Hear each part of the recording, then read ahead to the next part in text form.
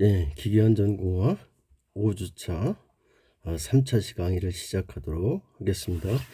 이번 시간에 롤러에 대해서 이제 살펴보려고 할 건데요. 롤러 작업 이렇게 되어 있는데요. 자, 롤러라는 게 여기 한번 그림을 볼까요? 자, 이게 워크피스죠. 우리가 가공재죠. 이 놈을 두 개의 롤러 사이에 통과시켜서 어떻게 해요? 이제 아변을 하겠죠. 자, 아변이라는 게 뭘까요? 내가 압력이라는 힘을 가해서 그 늘리는 게 이제 아변이잖아요. 자, 그러려면 이제 이 롤러는요, 적어도 두 개 이상의 롤러가 한 조가 돼서 여기 방향을 보도록 할게요. 방향이 이놈이 이런 상태가 되면 아래 거는 이렇게 회전해야 되겠죠. 즉 방향이 서로 반대 방향으로 회전을 해야 돼요. 그러면서 이 가공 재료 이걸 워크피스라고 그러는데요. 이 워크피스를 롤러 사이에 통과시켜서 이제 통과시키게 되면 이놈이 소성 변형이 일어나거든요.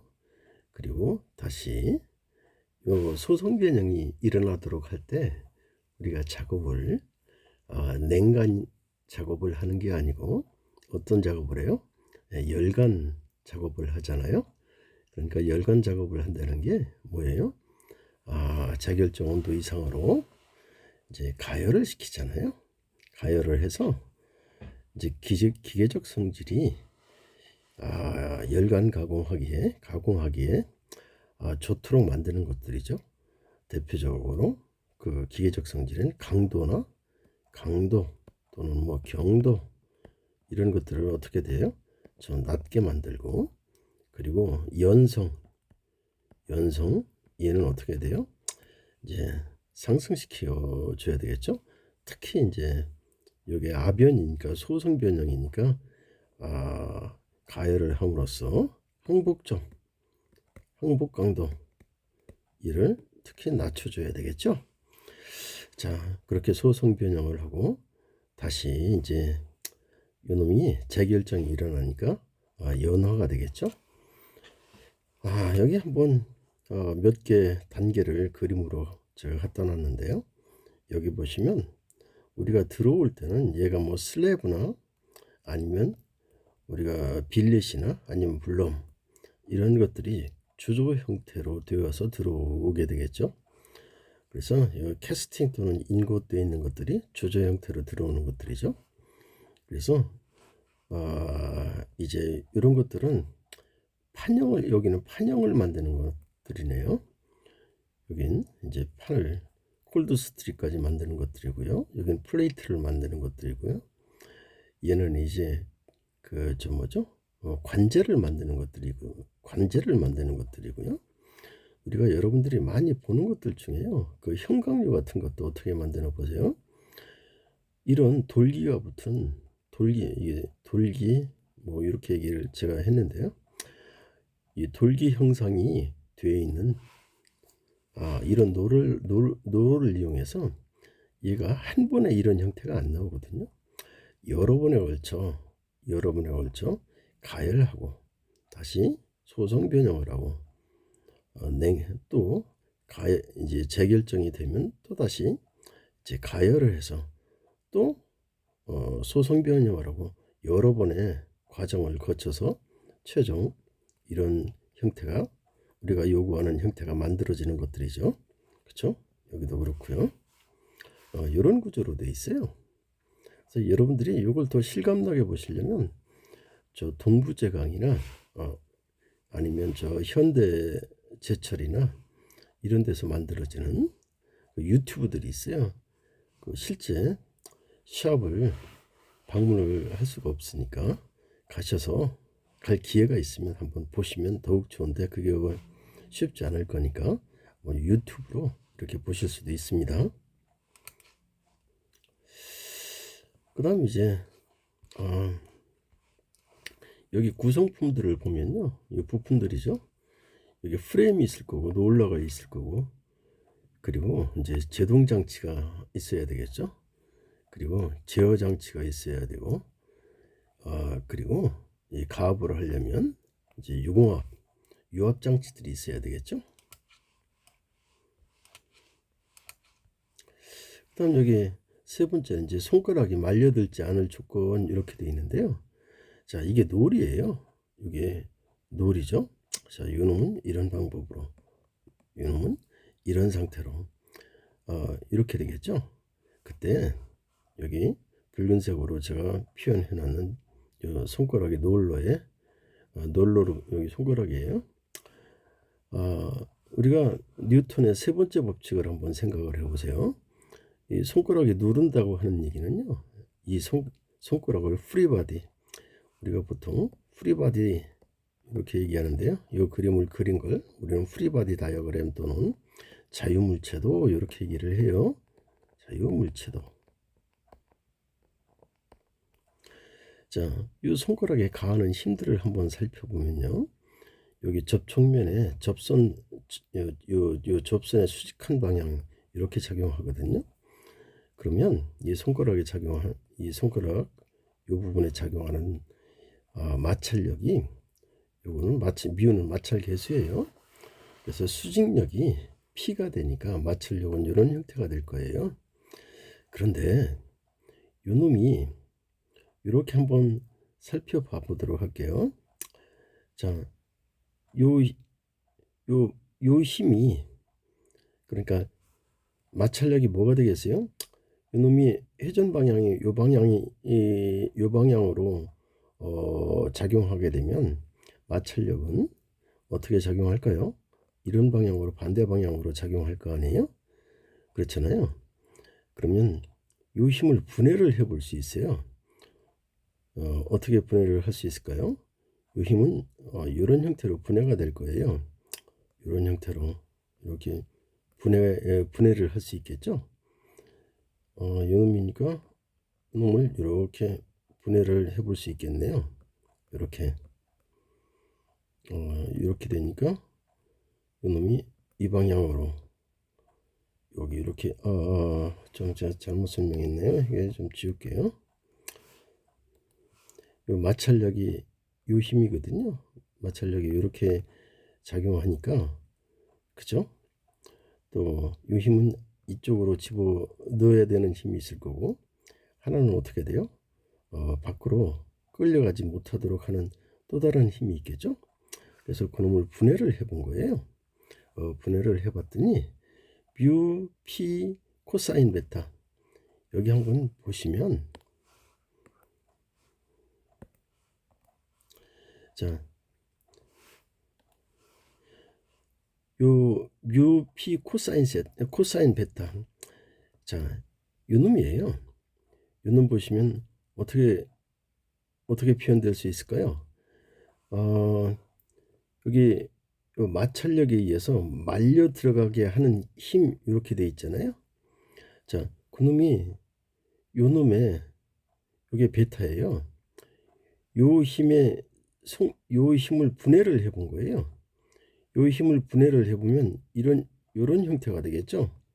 요런 형태, 그쵸?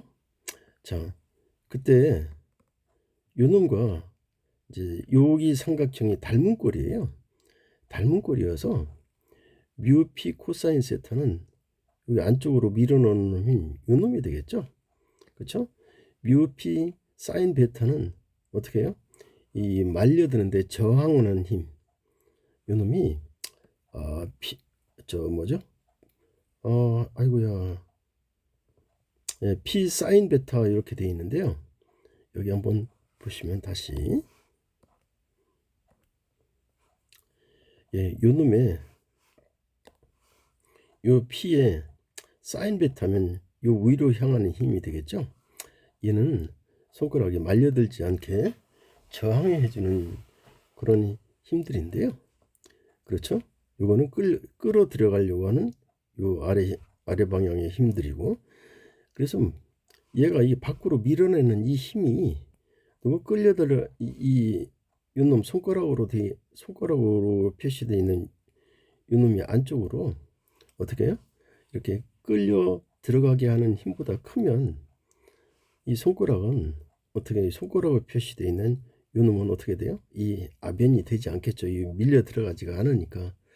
그래서 밀려 들어가지 않으려면 항상 뮤 코사인 베타보다는 요 사인 베타 요 베타입니다. 사인 베타 값이 커야만 돼요. 그럼 요 놈을 한번 나눠 볼게요.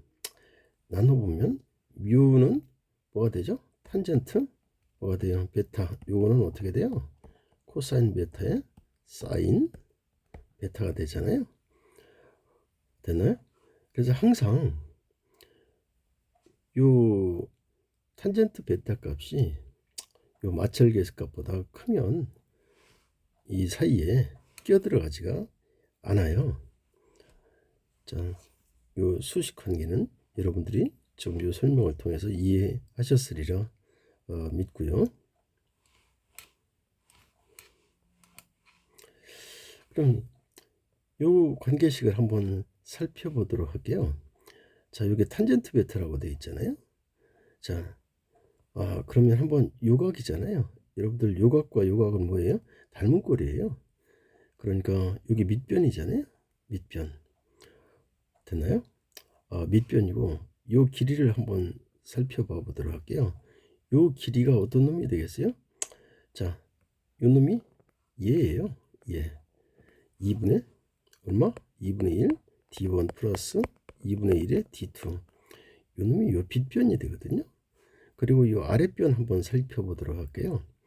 요 아랫변은 얼마가 되죠? 요게 2분의 1 여기서 여기까지죠. 요게 2분의 1 D1 플러스 2분의 1 A가 되잖아요. 그쵸? 예. 그러면 남는 게 누가 남아요? 거기서 이놈을 빼주면 삼각법에 의해서 요 길이가 남죠. 그쵸? 요 놈이 뭐예요? 여기 루트 요 전체가 되겠죠? 여기까지 이해가 됐나요? 자, 그러면 탄젠트 베타는 이런 식으로 쓸 수 있을 거고요. 우리가 정리를 했더니 어떻게 돼요? 자, 결과가 최종 결과가 탄젠트 베타는 이런 형태가 되겠네요. 아까 살펴봤어요. 바로 위에서 우리가 살펴봤더니 탄젠트 베타가 항상 누구보다 크면 돼요? 누구보다? 뮤보다 크면 여기서 한번 보셨죠? 이렇게 보신 것처럼 탄젠트 베타 값이 뮤보다 크게 되면 뭐가 안 되죠? 이 안에 끌려 들어가지가 않아요. 그렇죠? 그래서 요 베타 값을 크게 하면 할수록 이 끌려 들어가지가 잘 않아요. 됐나요? 자, 그래서 여기 보니까 놀로 직경하고 물론 이게 마찰 계수가 0.4일 때예요. 마찰 계수니까 단위는 없겠죠. 이건 계수니까 뭐냐면 무차원이에요. 무차원. 그렇죠? 그래서 이런 형태를 만족시켜야만이 이게 한계치예요. 예를 들어서 누가 요 베타 값이 또 요 한계치 이상이 되어 버리면 얘는 뭐가 돼요? 끌려 들어가지가 않아가야 되겠죠. 그쵸? 그 다음 이제 놀러기의 종류 이렇게 되어 있는데요. 이 밀기라고 되어 있는 거 한번 살펴볼게요. 얘들은 어떻게 되어 있냐면 서로 방향이 반대 방향으로 회전하지만 얘가 설치가 어떻게 설치되어 있어요? 수평으로 설치가 되어 있어요. 그리고 두 개의 금속 롤러로 구성되어 있고요. 얘는 보통 이 밀기 같은 경우는요, 고무나 고무 화합물 또는 합성수지 등 이런 1차 가공하는 기초기계들이에요. 그리고 이 밀기는 크기에 상관없이 설치할 때 작동 롤러의 높이를 어디 한 1.3m 50인치 이상 요 지표면으로부터죠. 그 발판으로부터 1.3m 이상 높이에 설치를 해야 돼요. 이게 밀기인데요. 그 다음에 이제 카렌다인데요. 여러분들 요거 좀 재밌는 얘기가, 요 2가 A로 바뀌면 뭐가 되죠? 달력이 돼요. 뭐 웃자고 한 얘기고요. 그럼 카렌다는요, 우리말로 하면 압착롤러예요. 자, 여기 보시면 방향이 반대 방향으로 회전한 롤러가 2개 이상으로 설치가 되어 있어요. 그리고 밀기는 이게 2개였으니까 그 배열이 간단했는데, 얘 카렌다는요, 롤러의 배열이 꼭 좀 여러 종류의 형태의 배열을 할 수가 있어요. 배열이 좀 다양해요. 그리고 일정한 폭을, 이 롤러는, 이 카렌다예요. 압축 롤러는 폭이 일정한데요. 그리고 길이가 비교적 긴 제품을 길이라는 게 제품의 길이가 길다는 거예요. 이런 제품을 생산할 때 그런 업종에서 많이 사용하는 것들이에요.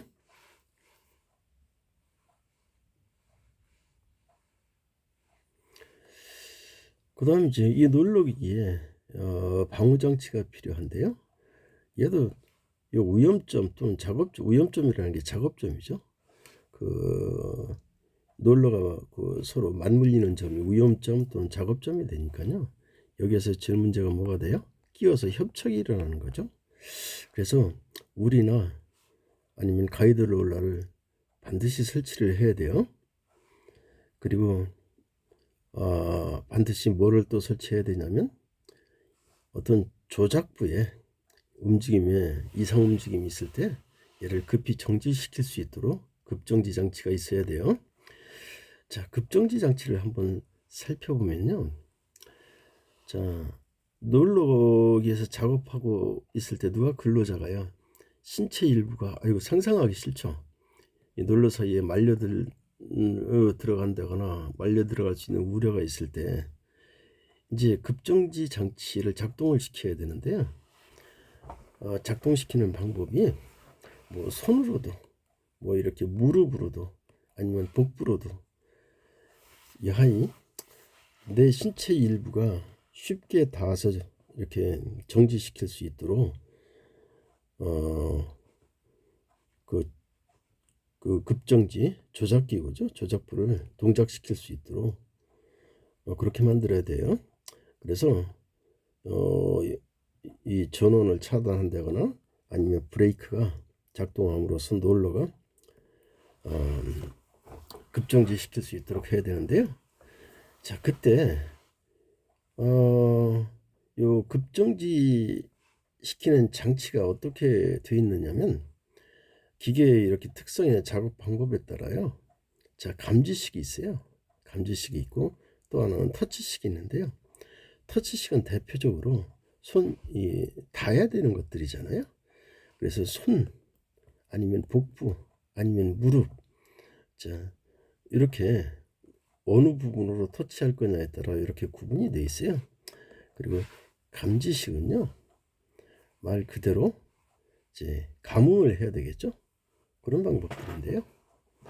자, 한번 살펴보면요. 첫 번째로 아까 앞에서 터치식에는 이런 것들이 있다고 그랬어요. 자, 터치식 한번 볼게요. 여기 보면 여기 다는 보이지 않는데요. 여기 볼까요? 요거 딱 위치가 어디에 붙어 있어요? 예, 복부죠. 그리고 이런 것들은 어떻게 해요? 손이죠. 그리고 여기 무릎은 뭐 여기 어디 있을 것 같은데, 무릎 위치에 있겠죠. 그래서 여기 대략 밑면으로부터 1.8m 이내에는 손 조작식, 그리고 복부 조작식은 0.4에서 1.1m, 그리고 무릎 조작식은 0.4에서 0.6m, 이 정도, 이거 높이를 얘기하는 거예요. 밑면으로부터. 밑면이라는 게 어떻게 여기겠죠. 자, 요 위치에 설치를 해야 돼요. 자, 그러면 한번 분류를 해서 보면 여기 감응 막대가 있는데요. 자, 신체 압력 감응 막대 장치 이렇게 돼 있나요? 자, 얘들은요, 어떤 것들이 있는가 하면, 작업자의 손이 먼저 방호 장치를 작동시켜서, 그렇죠? 작업자의 손이 먼저 방호 장치를 작동시켜서 놀록의 회전을 멈추지 않고는 놀록의 작업점에 도달하지 못하게 하는 것들이에요. 그러니까 여기 여기 이런 것들이겠죠. 이게 급정지 장치가 이런 놈들이 전부 다 뭐예요? 급정지 장치인데 이 놈을 예로 들어보는 게 좋겠네요. 여기 뭐가 들어가죠? 가공재가 들어갈 거 아니에요. 가공재가. 그렇죠? 가공재가 들어갈 건데요. 여기는 보니까 바닥에서부터 대략 1170mm, 그러니까 1.8m, 1.18m 정도 되겠네요. 자, 요런 위치에 그 놀록이 전후, 요 놀록이 뭐 요 앞에도 있고 요 뒤에도 있고 그러겠죠. 얘들은 우리가 손이 여기 들어가면 이게 지금 위험지역이잖아요. 위험지역, 위험구역 또는 뭐 위험점, 이제 이렇게 얘기하는데요. 여기에 손이 들어가기 전에는 항상 얘네들이 이런 막대기들을 어떻게 해요? 터치를 해야 되겠죠. 그렇게 해서 놀러기가 어떻게 돼요? 정지시킨 상태에서 여기 도달하지, 작동 되는 상태에서 위험점 또는 여기 있네, 작업점, 이게 위험점이죠. 위험점, 여기에 도달할 수 없도록 그렇게 만들어 놓은 애들이에요. 그 다음에 이제 두 번째, 비상안전 제어 장치 이렇게 돼 있는데요. 얘도 아까 말씀드렸던 것처럼 얘들이 전부 다 한번 보세요. 우리가 높이 얼마 이하예요? 180cm 이하 또는 얼마죠? 1800mm 이하 같은 얘기죠. 이하 높이에 전후 롤러의 수직 접선으로부터 이런 애들 한번 살펴보도록 할게요. 이게 이 방향이 수직 접선이잖아요. 그럼 요거 한번 살펴보세요. 요놈과 요놈이 떨어져 있는 위치가 얼마? 5cm 이내에 설치를 해야 된대요. 그리고 요 작업자가 위급할 때 요 막대기를 뭐 치거나 이런 막대기 있죠?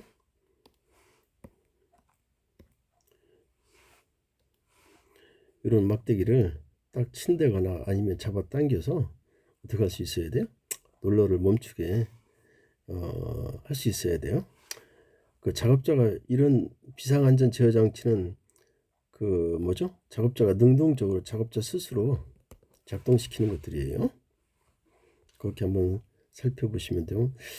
이게 노프로 되어 있는 것도 있는데요. 얘는 이 노프가 좀 밀거나 뭐 노프를 미는 사람은 없어요. 사실은 노프를 잡아 당겨야 되죠. 이거는 이제 역학적 개념에서 좀 잘못 쓴 건데 굳이 쓰려고 하다 보니까 두 개의 달을 포함하려고 하다 보니까 이렇게 되어 있는데, 이거는 뭐 지워도 될 것 같아요. 노프를 잡아 당겨서 쉽게 작동되고, 그리고 제한치 이내에서 어찌 할 수 있어야 돼요? 얘가 멈출 수 있게 이렇게 만들어야 돼요. 이 노프는 뭐 바로 작업자 옆에까지 와야 되겠죠. 왜냐하면 작동을 작업자의 그 위치에서 작동을 해야 될 거니까요. 그 다음 이제 여기 한번 보면 급정지 장치의 성능 이렇게 되어 있는데요. 기준이 누군가 하면 이제 성능이니까 우선 뭐 해야 되겠어요? 급정지할 때 그 제한 거리가 있어야 되잖아요. 근데 그 기준이 누구? 요 앞 롤러에, 그러니까 요 작업점이죠. 요 작업점, 요의 표면의 원주 속도라고 되어 있네. 원주 속도를 구하는 거는 요 식으로 구하면 우리가 쉽게 구할 수 있어요. 단위를 여러분들이 잘 보셔야 돼요. 30m per minute 분당 롤러의 표면의 원주 속도가 30m per minute 분당이요. 그 30m 미만이냐 이상이냐인데요. 이때 30m 분당 30m 미만이 되면요, 요 원주의 3분의 1, 그러니까 뭐죠? 파이 d 3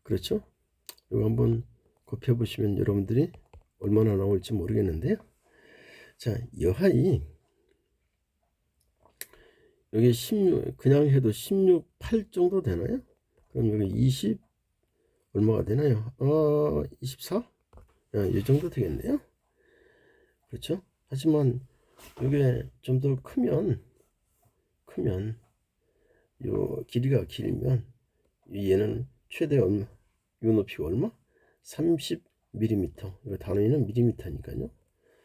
요 계부의 계급의 그 간격을 결정할 때 요런 수식에 의거해서 계급을 결정을 하면 돼요.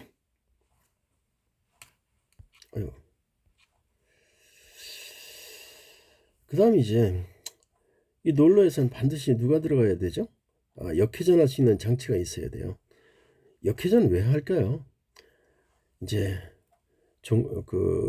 해야 되는 경우에서는 불행한 일이 벌어질 때, 불행한 일이라는 게 뭐 대단한 건 아니고 대단하죠. 참 작업자의 신체 일부가 어떻게 해요? 끼어들어가서 협착이 되었다거나 아니면 과부하로 논로가 정지되었다거나 이럴 때 어떻게 해야 돼요?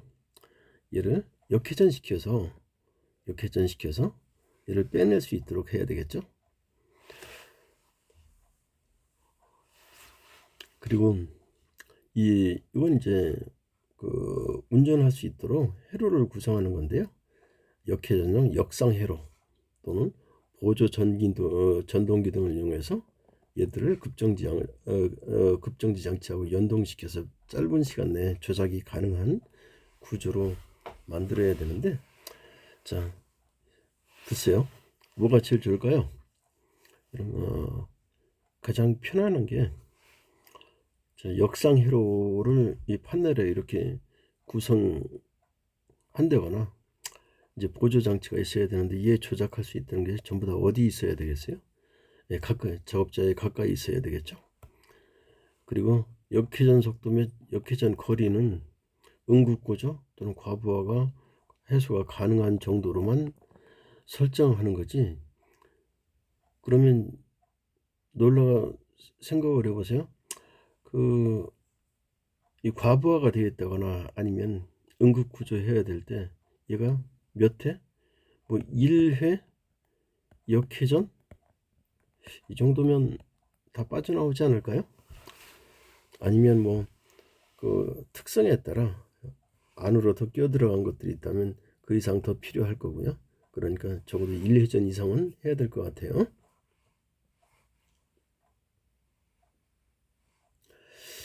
그 다음 이제 재발생 원인을 이제 좀 살펴보면요. 대개 재발생하는 것들이 뭐냐면 여기 작업점이잖아요. 여기 작업점에서 작업점에서 이제 가공제죠. 옥피스를 우리가 그 안에 이렇게 밀어 넣어야 되잖아요. 이때나 아니면 보통 청소 작업할 때 이거 전부 다 뭐를 지키지 않아요? 안전수칙을 지키지 않는 것들이죠. 그렇죠? 자, 이 경우는 그렇다 손치라도 청소 작업을 할 때는 어떻게 해야 돼요? 전원도 꺼야 되고요. 그리고 전원 스위치도 전부 다 정지 위치로 만들어 놔야 되겠죠. 근데 이제 그런 걸 안전수칙을 그 절차를 지키지 않으니까 이런 일이 발생하는 것들이죠. 하여튼간 이 청소 작업 중보다 언제요? 가공제를 밀어 넣는 과정에서 이제 대개 발생하는데요. 이때 보면 다른 부위보다 어디이겠어요? 주로 손이죠. 손. 그리고 의류. 그래서 의외로 여러분들 그 손이 직접 들어가는 경우도 있지만 의외로 어떤 경우들이 많냐면요. 그 의류 있잖아요. 이게 말려 들어가는 그런 경우가 의외로 있어요. 저는 이것도 현장을 실제로 봤는데요. 하여튼간 아주 끔찍하더라고요. 그래 결국 그 현장 이렇게 살펴보면서 우리 신체 일부가 좀 절단이 돼야 되는 그런 경우도 제가 본 적이 있어요.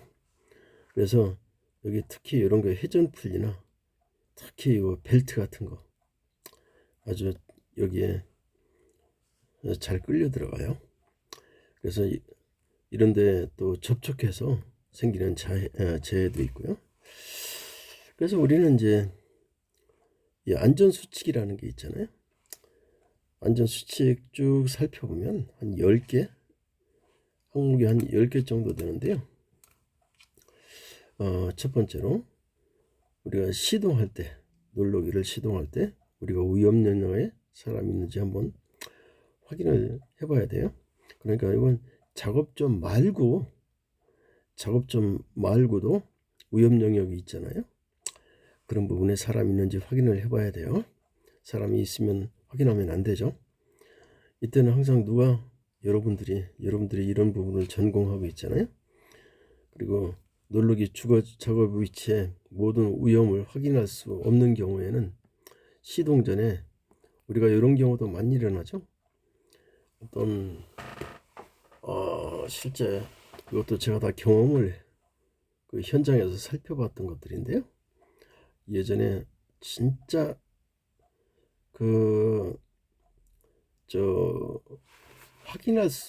확인이 잘 안 되는 그런 위치에 제어 판넬을 놓고 이런 롤러가 다른 위치에 있어서 사람이 안 보이니까요. 제대로 무의식적으로 스위치를 온시켜서 순간적으로 사람이 사라지는 그런 경우도 제가 본 적이 있어요.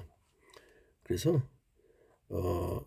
항상 확인할 수 없을 때는 내가 그 시동을 걸기 전에 경보가 아니라 경고입니다. 이거 사전에 경보나 뭐 같은 얘기네요. 네, 경보로 하죠. 뭐 경보를 해야 돼요. 그리고 항상 이 놀러기 같은 경우도요. 아까 보셨던 것처럼 방호 장치가 있어야 돼요. 그리고 요 급정지 장치나 안전캡 이런 것 전부의 그 기능도 한번 살펴봐야 되고요. 그리고 이런 급정지 장치 이런 것들은 누가 멀리 있는 사람이 하나요? 아니잖아요. 이 작업점 또는 위험점에서 그 작업자는 그 작업 위치가 다 그 위치잖아요. 그래서 여기를 뭐 벗어날 수가 없잖아요. 그래서 그 위치에서 자기 위치에서 작동시킬 수 있어야 돼요. 그리고 이 급정지 장치 작동은요, 신체를 이건 감응식이죠. 감지해서 작동한다거나 아니면 아까 이건 뭐죠? 터치식이잖아요. 손, 발, 복부 이런 것들을 작동시킬 수 있어야 되고요. 그리고 여기 안전캡 같은 거요.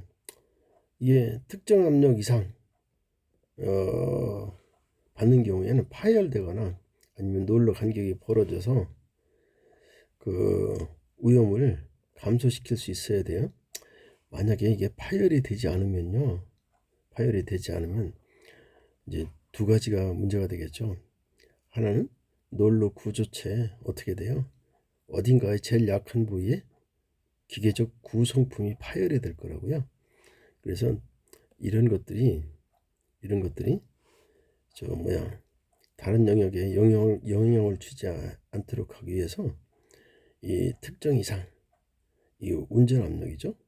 운전 압력 또는 압력 능력 이렇게 살펴볼 수 있죠. 그런 놈들을 넘어서는 경우 파열이 돼야 돼요. 아니면 캡 같은 것들이 늘어나야 돼요. 이런 것들이 이 놀러 간격이 벌어질 수 있도록 유연해야 돼요. 이런 것들이 꽉 잡고 있으면 그대로 사고가 나는 거죠. 그리고 항상 구동부나 이 동력 전달부에는 뭔가가 연결이 돼 있잖아요. 그래서 뭐를 해야 돼요? 가드를 설치해야 돼요. 그 가드가 고정식 가드 중에 하나가 뭐예요? 이제 덮개잖아요. 그리고 회전운동 요 했던 우리가 여기서 구동을 하려면 전부 다 얘들은 회전체잖아요. 예, 운전 중에는 여하이 뭐 청소가 됐든 뭐 주유가 됐든 이거 윤활유가 되겠죠. 윤활유 또는 냉각유 이런 것들을 그 주입한다거나 뭐 행위를 하는 그런 일은 절대 하면 안 돼요. 그리고 회전체는 전부 다 관성력을 갖고 있잖아요. 그리고 노을 같은 경우는 이제 설마 아변하는 경우에 손으로 정지시키는 바보 같은 짓은 안 하겠지만 또 모르죠. 이제 기초 뭐 플라스틱이나 이런 것들 아주 연한 그런 소재들을 아변하는 그런 노을인 경우 혹여 손을 대면 안 돼요. 큰일 나요. 이게 관성력을 갖고 있기 때문에 큰일 나거든요.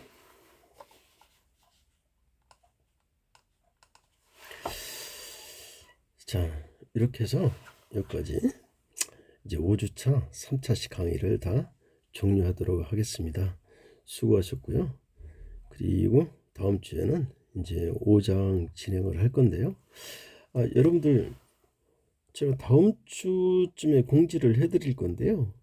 이제 벌써 시간이 한 2주 후 정도 되면 중간고사를 치러야 될 때가 다가오고 있잖아요. 6주차 강의 자료를 올릴 때 여러분들한테 간단하게 인포메이션을 좀 드리도록 하겠습니다. 그리고 시험은 대면이에요. 학교에 나오셔서 첫 시간에 시험을 칠 수 있도록 여러분들 그 일정 조정을 좀 해주셔야 돼요. 가능하면 시험은 7주차나 이제 학교 학사 일정이 있는데요. 이거 한번 확인을 해보겠습니다. 7주 아니면 8주차인데요. 이때 시험을 이제 쳐야 되거든요. 그때 일정이 확정되면 공지를 하도록 하겠습니다. 자, 수고하셨습니다.